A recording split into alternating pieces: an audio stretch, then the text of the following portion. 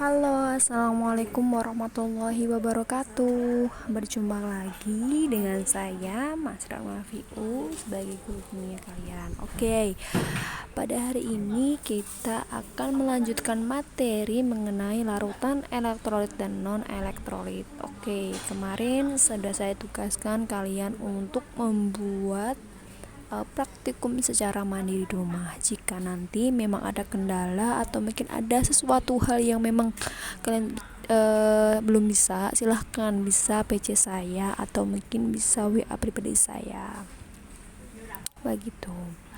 Nah, jadi pembelajaran hari ini kita membahas sedikit materi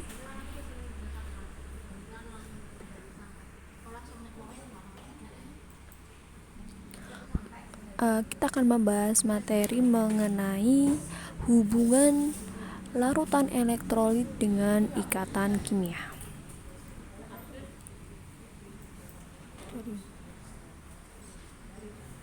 Hubungan sifat elektrolit dengan ikatan kimia. Oke, mungkin ikatan kimia itu sudah kalian dapatkan di kelas 10 semester 1 di akhir, setelah kalian membahas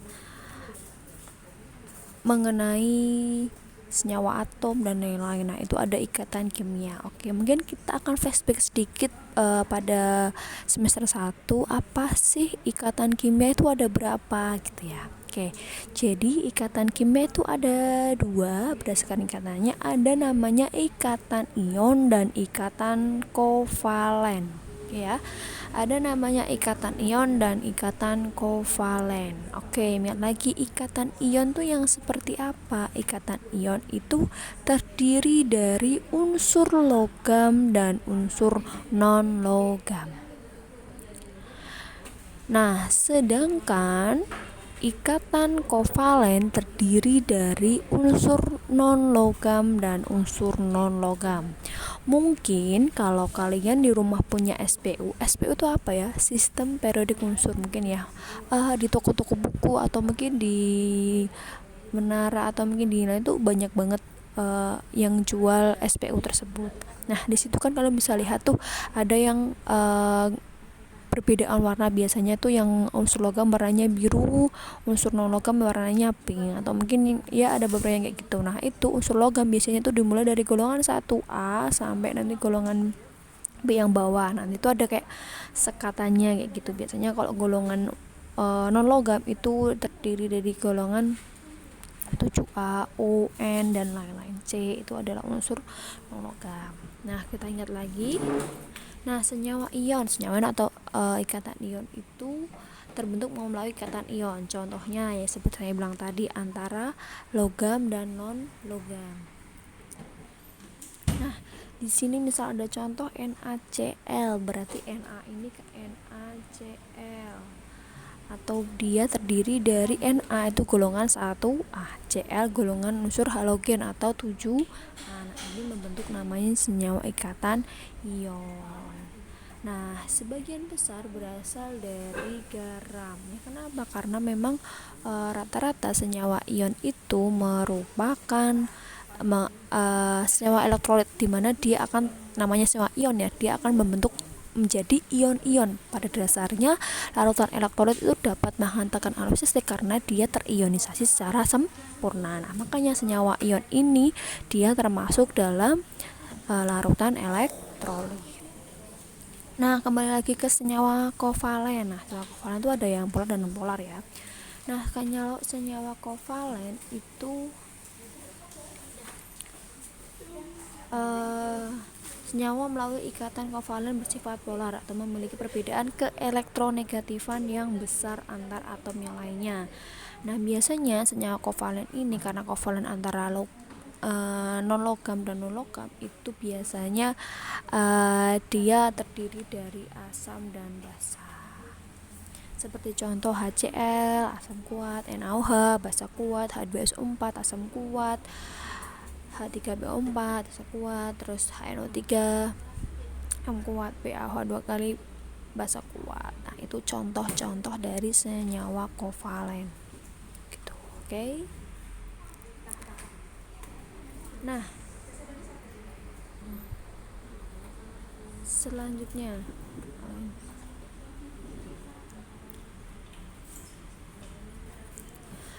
elektrolit, senyawa ion, dan senyawa kovalen. Zat elektrolit dapat berupa senyawa ion dan senyawa kovalen polar yang dapat terhidrolisis atau dapat bereaksi.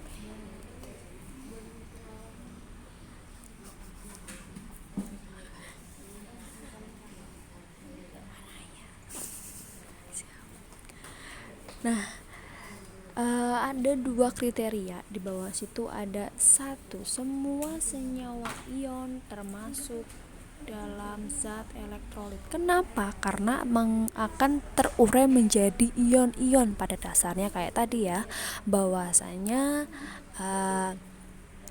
kenapa larutan dapat menghantarkan listrik karena dia terionisasi sempurna. Jadi pasti dong senyawa ion merupakan termasuk zat elektrolit semuanya. Oke, misalnya dia dalam bentuk garam. Nah, yang kedua, tidak semua senyawa kovalen. Ingat ya, tidak semua senyawa kovalen tergolong zat elektrolit. Gitu ya. Ingat, tidak semua senyawa kovalen tergolong zat elektrolit. Ingat. Ya, nanti akan saya Nah, di sini ada perbedaan antara senyawa ion dan senyawa kovalen polar. Kita tahu bahwa zat itu kan ada yang dalam bentuk padatan atau namanya solid, lelehan, dan larutan atau aqueous. Nah, di mana kalau dia senyawa ion dalam bentuk padatan, entah itu kovalen, entah itu ion, dia itu non-konduktor atau dia tidak dapat menghantarkan arus listrik. Non konduktor. Sedangkan kalau dalam lelehan, senyawa ion itu dapat menghantarkan arus listrik. Nah, kalau dalam larutan pasti dia dapat menghantarkan arus listrik.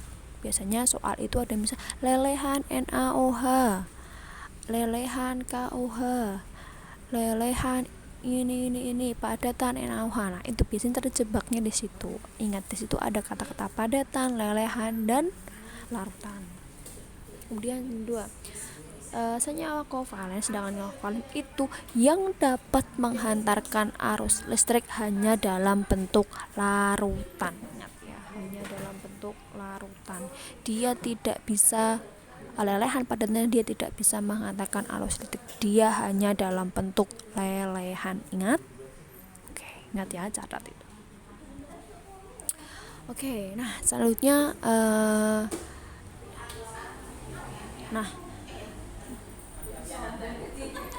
namun untuk sebagian ikatan kovalen polar ada yang termasuk elektrolit lemah karena tidak terionisasi secara sempurna sehingga mengandung sedikit. Contohnya H2O. Jadi H2O itu sebenarnya itu termasuk larutan elektrolit lemah.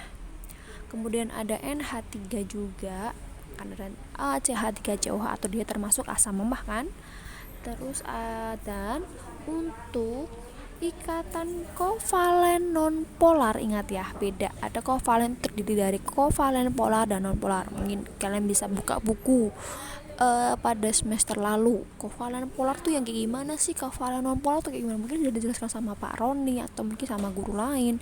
Itu perbedaan antara kovalen polar dan nonpolar itu seperti apa. Nah, yang termasuk dalam kovalen nonpolar itu dia termasuk dalam larutan non-elektrolit ya, baik dalam bentuk padatan, lelehan maupun larutannya kovalen nonpolar. Ingat ya, kovalen nonpolar. Di sini sudah ada, saya beri warna merah aja deh.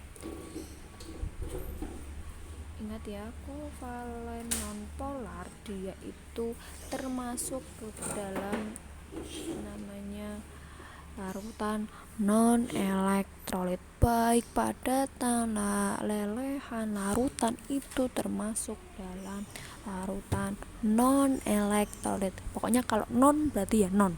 Oke? Nah, contohnya apa? Contohnya alkohol atau etanol. Nah, itu C2H5OH. Kemudian ada urea, itu juga termasuk kovalen nonpolar ya. mungkin ada juga nanti gula, nah itu juga termasuk, atau mungkin CCl4, nah misalkan ya CCl4. Nah ini juga dia juga bukan termasuk dalam larut, dia itu juga bukan termasuk dalam larutan elektrolit, dia termasuk larutan non elektrolit. Sejauh ini apakah ada pertanyaan? Jika memang nanti kalian nggak paham atau bingung, silahkan kalian bisa PC saya, atau silahkan ya kita diskusi bareng gitu ya. Nah nanti materi tentang larutan elektrolit non elektrolit hari ini sudah selesai. Pada pertemuan hari ini kita sudah selesai membahasnya, mulai dari pengertian ini dan nah ini nanti ada latihan soal, silahkan kalian sebisanya dikerjakan lah. Kalau untuk materinya saya beri kalian opsionalnya gini, kalian boleh merangkum, boleh nggak merangkum boleh, tetapi untuk latihan soalnya silahkan kalian kerjakan seperti itu ya.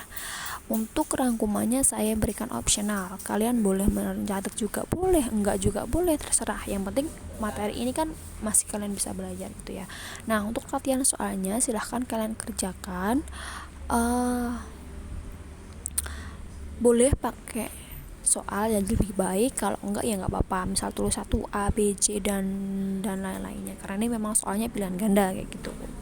Nah nanti karena memang saya memberikan tenggang waktunya tuh ini nggak mepet sih, paling karena memang kalian juga masih ada tanggungan yang praktikum ya, jadi memang praktikum itu memang udah saya 1 bulan tuh masih bisa disami-sami lah.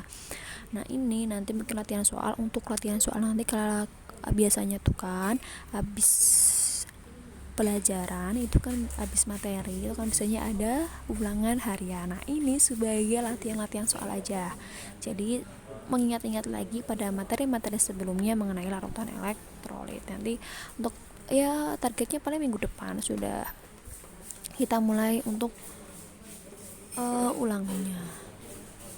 Nih silahkan, ada latihan soal, ada beberapa soal. Yang pertama, sorry ding, belum soal ding, ternyata masih ada satu lagi, sorry ternyata masih ada materi lagi tadi habis ini soal. Oke. Di sini ada istilah kalau larutan elektrolit itu ada namanya disosiasi sama ionisasi. Mungkin ini tuh hal-hal yang sangat-sangat sangat dekat dengan kimia gitu, ada NASA reaksi ionisasi. Nah disosiasi itu adalah penguraian senyawa ionik menjadi partikel kation, anion, dan zat yang lebih kecil lagi, jadi disosiasi itu diuraikan. Nah sedangkan ionisasi itu penguraian senyawa kovalen polar menjadi ion-ion dalam air gitu ya. Jadi disosiasi itu senyawa ion, ionisasi itu senyawa kovalen. Nah ada beberapa rumus untuk pengionan gitu ya. Nah untuk asam, semisal itu asam HXY, nah itu ada di sini.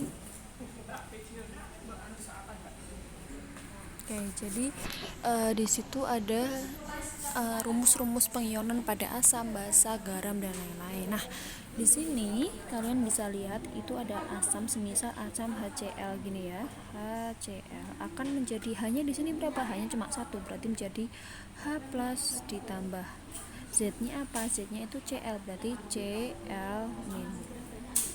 Sorry ya tulisan saya jelek. Misal lagi kita anggap garam semisal NaCl, nah, akan menjadi apa, akan menjadi di sini L, berarti L nya ini, X nya di sini, Na nya cuma 1, berarti Na plus 1, Na plus kalau biasanya angka 1 nggak usah ditulis, ditambah Cl min, seperti itu. Nah nanti ada beberapa reaksi pengionan yang kita lanjut atau mungkin kita bahas pada materi-materi setelahnya seperti itu. Nah saya bilang tadi sini ada beberapa latihan soal, silahkan kalian lihat, kalian baca dulu materinya tentang apa. Di sini ada beberapa soal, latihan soal. Nomor 1 ada ini. Nah, itu kalian bisa screenshot fotonya aja, nanti kalian bisa sambil ditulis gitu, jadi nggak usah melihat video terlalu lama kan, kayak gitu. Ini ya nomor 1, kemudian yang nomor 2 dan nomor 3.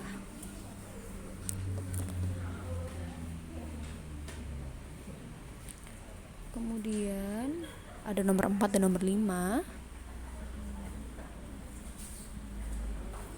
Kemudian ada nomor 6 dan nomor 7.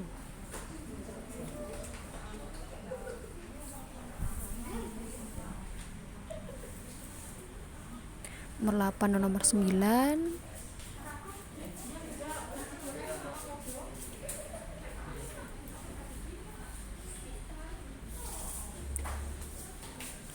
Dan nomor 10. Nanti jika memang ada tulisannya yang nggak jelas atau mungkin yang kurang jelas, silahkan kalian bisa tanya di grup atau PC saya, nggak apa-apa, nanti akan saya jawab. Mungkin itu pembelajaran pada hari ini. Terima kasih atas perhatiannya. Terima kasih sudah menonton video-video saya. Saya berterima kasih, semoga ilmu yang saya berikan bermanfaat buat kalian. Terima kasih, sekian dari saya, sampai jumpa next video atau mungkin next pertemuan. Saya harap kalian tetap jaga kesehatan di rumah, tetap semangat. Wassalamualaikum warahmatullahi wabarakatuh.